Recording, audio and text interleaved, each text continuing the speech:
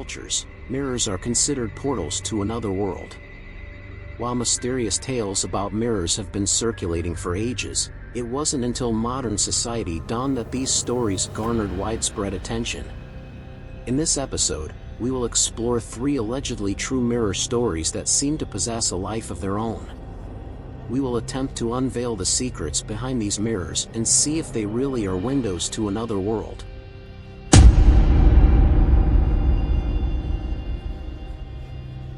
Emily Brown, an avid antique collector, purchased a Victorian-era mirror at an auction. Described as exquisitely crafted, the auctioneer vaguely mentioned some strange rumors about the mirror.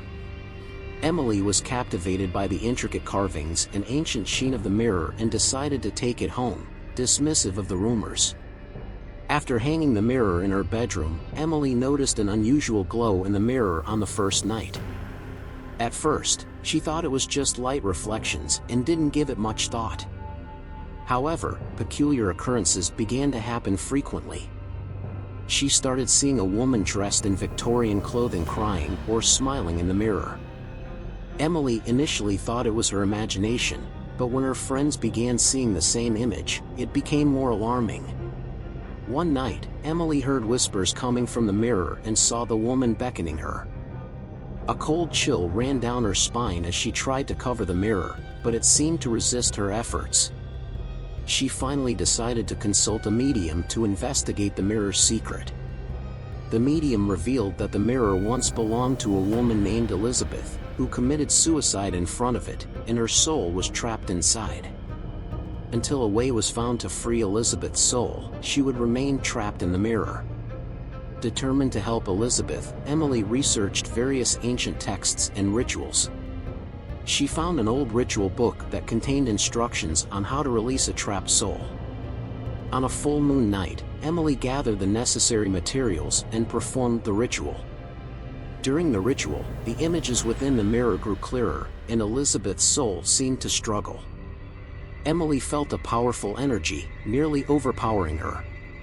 Finally, with the last incantation, the image disappeared, and the room returned to tranquility. Emily knew that Elizabeth had been freed. However, it wasn't the end. A few days later, Emily began to feel an unseen presence and had recurring dreams of Elizabeth thanking her for the help. The woman informed her that the mirror had become a portal to the spirit world. Emily, both surprised and fearful, decided to donate the mirror to a local museum. The museum accepted the mirror and placed it in a special exhibit. Since then, visitors reported seeing strange images and hearing whispers near the mirror. Museum staff noticed that the temperature around the mirror was always lower, as if surrounded by a cold aura. Despite this, the mirror attracted numerous visitors intrigued by its mysterious story. Emily continued her antique collection but never purchased another mirror again.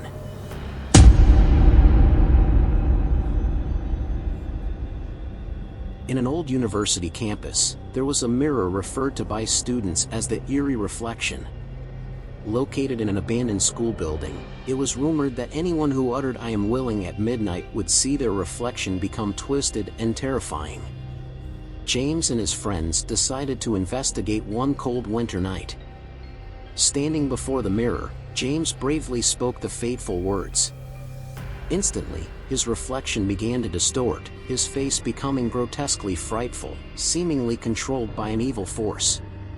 Terrified, his friends fled the building, but James remained mesmerized by his reflection, unable to move. Just as he felt he was being sucked into the mirror, his friends returned and pulled him away. Afterward, they discovered deep scratches on his face, as if attacked by a supernatural force. James and his friends avoided the mirror, but the terrifying memory haunted him. He suffered frequent nightmares, trapped in the mirror with no escape. Each awakening brought intense fear and helplessness. Seeking answers, James researched the mirror's history. He discovered it once belonged to a professor named Henry, who vanished after conducting mysterious experiments with the mirror, aiming to communicate with another world. His soul was believed to be trapped inside. James enlisted a medium's help to uncover the mirror's secret. The medium confirmed the mirror's connection to another world, with Henry's soul trapped inside. She recommended performing a ritual to free Henry's spirit. On a cold night, James and the medium performed the ritual. As they chanted, the mirror image blurred, and Henry's spirit emerged. The process intensified, the image becoming clearer as Henry's soul struggled. Finally, with the last incantation, the image vanished, and the room became peaceful. James knew Henry's soul was free. Despite this, the mirror remained in the building as a mysterious presence. James and his friends never approached the mirror again, but eerie reflection tales persisted on campus, attracting thrill-seeking students who sought to uncover its secrets.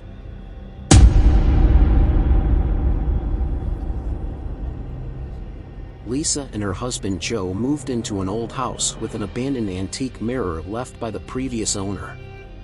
Lisa found the mirror beautiful, hanging it in the living room. Soon after, a series of peculiar events ensued.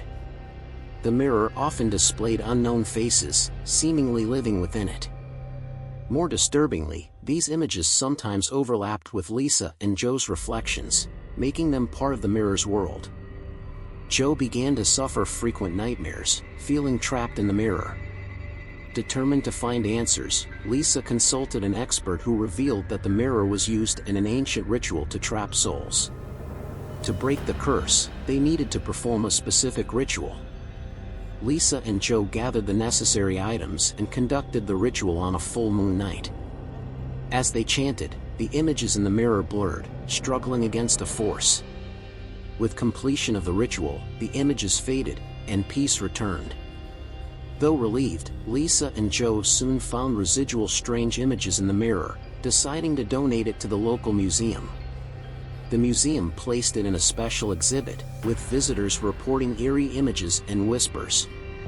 The surrounding temperature was consistently colder, as if enveloped by a cold aura. The mirror continued to attract visitors fascinated by its story. Lisa and Joe resumed their lives, but a lingering unease remained about the mirror's power.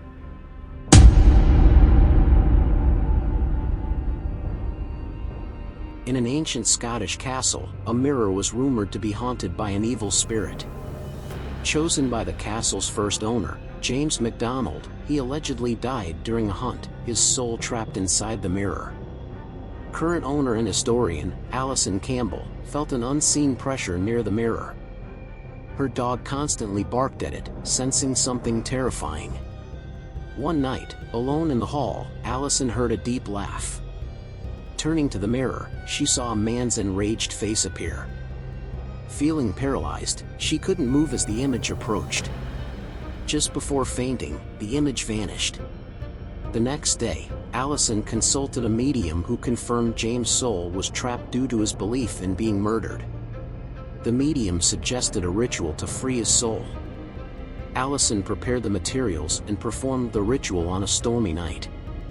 As she chanted, James' image reappeared, displaying anger and pain. The energy nearly overwhelmed Alison.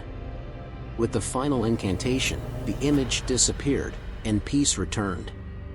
Despite freeing James' soul, the mirror remained a mysterious object in the castle. Alison and her family avoided the mirror, but visitors continuously shared tales of the haunted castle mirror, each hoping to witness its powers.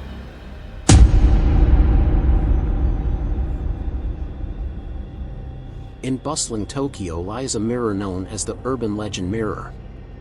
Located in an old apartment building, it was said that anyone who said "please appear at midnight" would see a woman in white in the reflection.